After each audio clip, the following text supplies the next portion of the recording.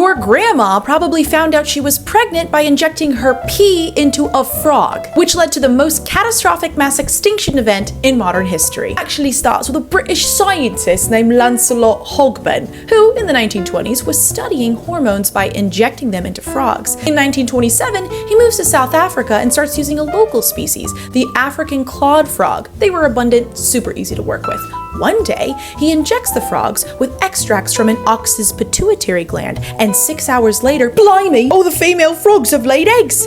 Fascinating. At this point, scientists know that pregnant women have hormones from their pituitary gland in their pee. So they inject these frogs with pregnant ladies' pee. The frogs start popping out eggs, and thus is born, pun intended, the frog pregnancy test industry. Frogs are a major advancement because at this point they're injecting mice and rabbits and then having to kill and dissect them to find the results. But the frogs, they don't have to die. They can just keep injecting them over and over again. So now everybody wants an African clawed frog, and suddenly a frog that was only found in Sub-Saharan Africa is now being sold and shipped to labs all across the world. You get a frog, everybody gets a frog. The frogs live inside of tanks inside of labs, so global disaster has not yet struck. Until 1978, when these bad boys come on the market, the first at-home pregnancy test kit. Suddenly, labs have no more use for these clawed frogs, so what do? They release them into the wild, no biggie.